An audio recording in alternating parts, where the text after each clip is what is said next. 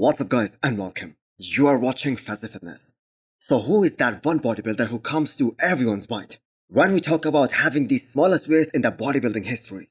I think 99% of the bodybuilding community will agree that Brian Buchanan, he is the undisputed winner in terms of the smallest waist ever. Now another guy that really comes to mind, that is a classic physique athlete, or was a classic physique athlete. Steve Laureus. His waist was also incredible. And I think he was the closest possible person to Brian Buchanan in terms of his overall flow and that insane structure that he had. Well, the reason I am mentioning this topic is because the bodybuilding world just saw another freak of nature just last night at Europa Pro Classic Physique category, which can be considered the modern era Brian Buchanan.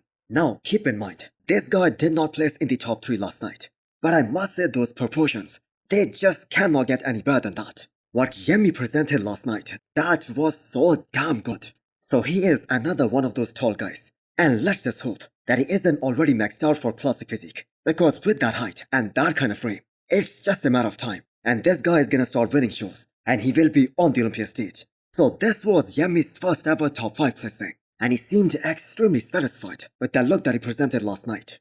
So there is an immense pool of great talent, especially in the classic physique category. And that just keeps on emerging every single year. Just when we think it cannot get any better than this, there comes another genetic freak. So Yemi, without any shadow of a doubt, is a special talent. And it's only a matter of time before this guy makes it to the Olympia stage. And he will be the one to look out for in the future. Next up is the physique update of Bruno Santos and Lorenzo. So Bruno, who just won UK Pro last night against a phenomenal Andrea Presti, and punched his first ever Olympia ticket. And he made his Brazilian fans very proud. And Lorenzo, who can be a strong contender in the list of those guys who had a phenomenal rookie year in 2024. Now when we talk about Bruno Santos and his win against Andrea Presti, maybe the whole bodybuilding media, including myself, we sounded a bit harsh. But the thing is, it wasn't hating on Bruno. The thing is, this is a subjective sport.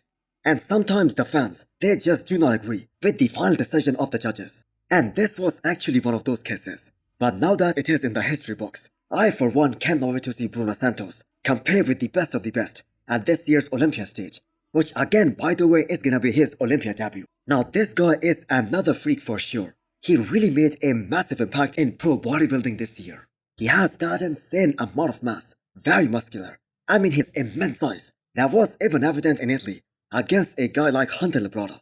And here for UK Pro, he came in even better. He was much more drier, much more conditioned, and that is why he stole the show.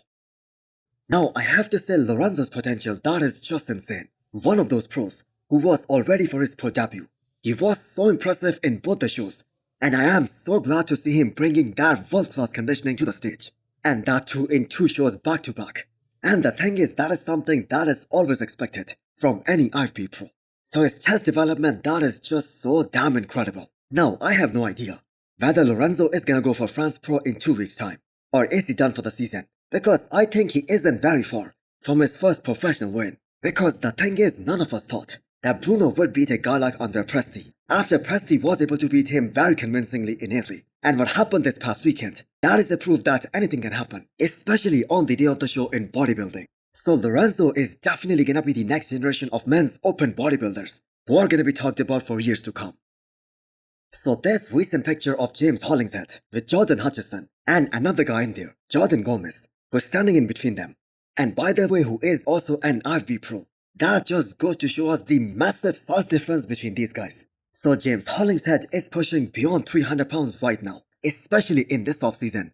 And as of right now, it seems like he has connected with his current coach Stefan better than any other coach he previously worked with. And the way Stefan has peaked so many athletes, especially this year, there is gonna be a real anticipation about James Hollinghead and his next show, and whenever that is gonna be in 2025. Because James hasn't competed since this year's Arnold UK, and he was also recovering from any injury. But now that James has taken care of that, he is turning into an absolute monster. So guys like Branch Warren, they believe in James Hollinghead so much.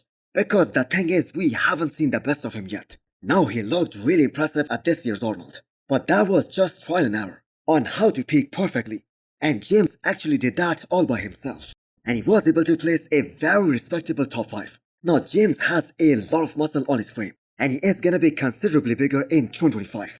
The question is whether he can do something about those shoulders and his shoulder to shoulder width, and whether or not he can bring that right combination of everything, the size, the conditioning and fullness.